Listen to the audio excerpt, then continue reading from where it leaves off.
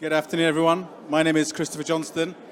I'm the CEO of Liberty Browser and AIM. I'm quite lazy and we spent quite a lot of money on this video, so I'd like to show it to you. Can you turn it up? Hi, I'm Christopher Johnston, CEO and founder of Liberty Browser and AIM, a blockchain-based activity data exchange. The economics of the internet are broken. Too much power is concentrated and abused by too few corporations. According to The Economist magazine, Google and Facebook took 80% of all new online ad dollars in 2017, all serviced around your data. Resistance to data harvesting amounts to either deletion of cookies or ad blocking. But cookies are needed for a rich digital experience, and ad blockers starve internet publishers of resources and reward for their content, and will result in paywalls appearing in a two-speed internet. There is, however, another way to make things fairer for everyone. At AIM, we allow users to anonymously share their data with advertisers and reward them with AIM tokens. The more they share, the more tokens they earn for events. Events are everyday things that currently you get paid nothing for, such as buying something, viewing an ad, clicking an ad, using universal search, downloading an app, and many more actions. This data is shared by the user, not sold. So if they want some private time, they can simply disappear for a while, giving them privacy, participation, and control of this huge natural resource. Users can also pay using AIM tokens when we roll out to the 10,000 plus e-commerce partners and beyond, letting AIM wallets have the liberty to buy whatever they want. Advertisers will gain access to the shared anonymous data by purchasing AIM tokens. The quality of data within AIM will be far superior to that of Google, Facebook, et al. Because it is controlled by the producers. We safeguard user privacy, meaning users can share much more, such as browsing history, GPS, search terms, use of applications, email, social, the list goes on. Fusing together datasets such as social, mail, GPS, etc. gives analytics and insight only dreamt of by the existing players. We do it all within the context of privacy, participation, and control of the end user. AIM is vital to the future of digital advertising because data oils the wheels of the digital economy. AIM data is fair trade data. It's ethically sourced data, with users rewarded fairly and kept in control. AIM is scalable and flexible. AIM works for the user, the publisher, and the advertiser. AIM democratizes the internet in favor of the user, not the corporation. Join us in our journey to reclaim your digital sovereignty.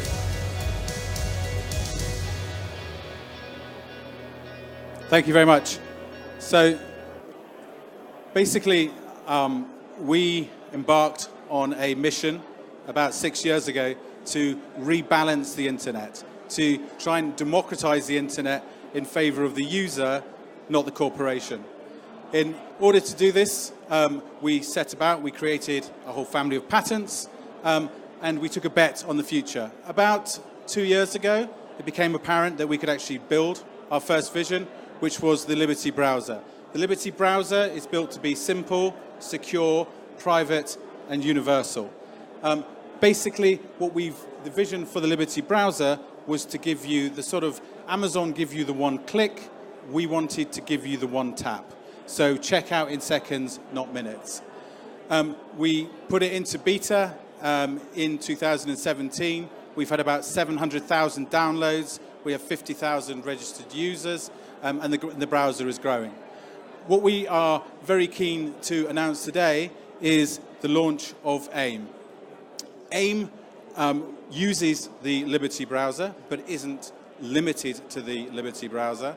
What we do is we actually do what we call context isolation.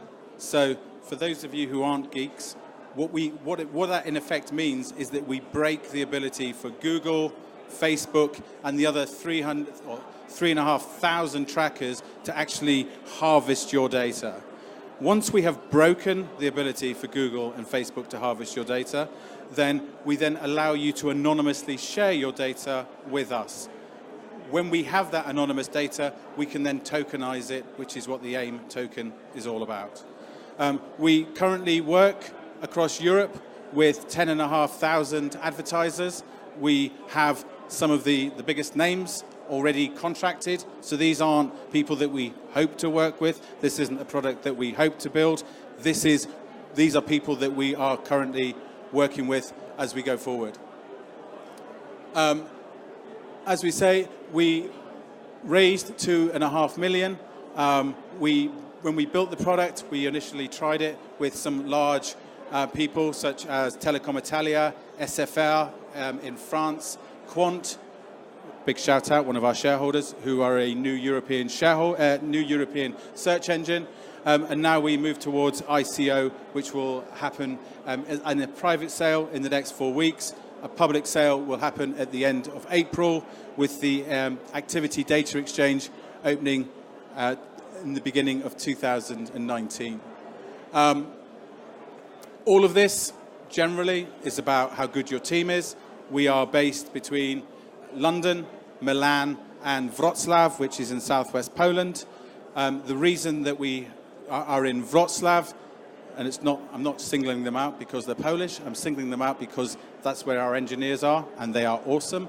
And I would like to say that the reason that they are there is that the only place, and I hope that there are no other browser developer people in the room, the only place that there is any real talent across Europe is in Wrocław, and that's because the guys at Opera have developed, and their R&D center is there. So we stole a lot of our engineers directly from them. We also have Michel Leduc, who was my co-founder in writing the patents. He developed the first set-top box for Sky TV when they first came out. He invented the picture disc. And I met Michel when I myself invented the fundamental payment systems which Apple Pay, Google Pay, and Samsung Pay are all developed on 17 years ago. The economics of our token, the user is rewarded for sharing their data in the Liberty AIM token.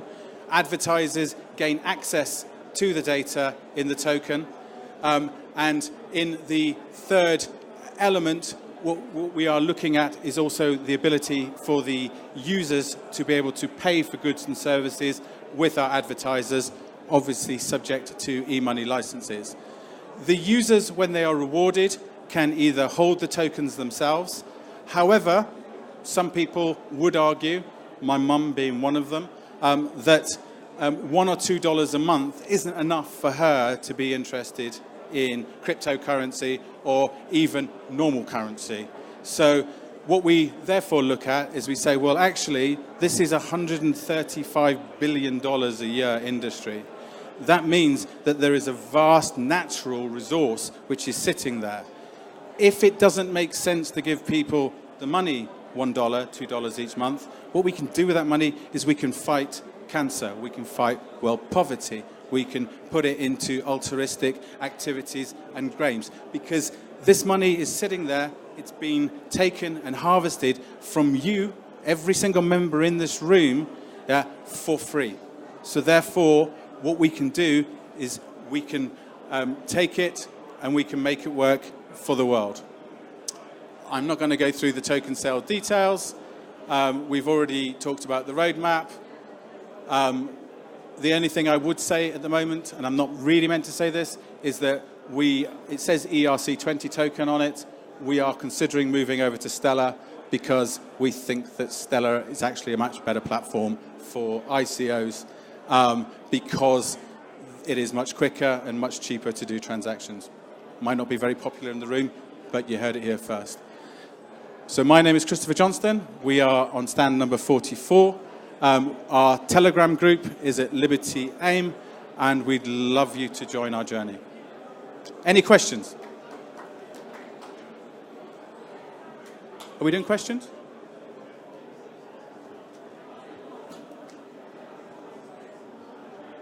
Hi, just if you can tell us a bit of the differences between you and the other couple of browsers that are coming up with the privacy features that you explained. I don't want to mention names. Do you mean Brave?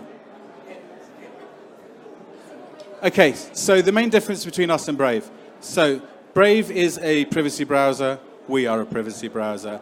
Brave breaks the internet in the same way in which we break the internet. Difference is that we then refix the internet by redeveloping programmatic advertising. The other big difference is that we're not an ad blocker. Our belief, as it said in the video. Now, the problem is that when Google and Facebook steal all your data, people start to get annoyed about it. When they start to get annoyed about it, two things happen. Either people do something on your behalf, like Apple. So Apple now delete all the cookies after 24 hours.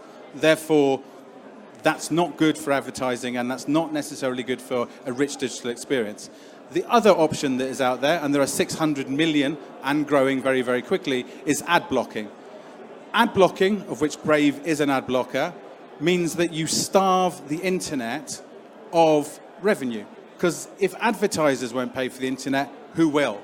Yeah. So, and the reality is, we're about democratization, we're about personal sovereignty, but not at the result of someone else. Who am I, as Brave or as Shine or as anyone else, to deprive The Guardian of revenue for their journalists to pay them? Because they've sent people behind enemy lines, they've given us a great story, they've given us great content. Why am I sitting there saying, I'm going to block your advert? Hang on a second, I'm just getting started, right? Right? But who are we? And therefore, that's the difference. The difference is we don't block ads, we give people the best of both worlds. Because of the way in which we do the context isolation, it means that cookies still work, but you can't use Google Analytics or any of the other elements to piece together all the information and make it work.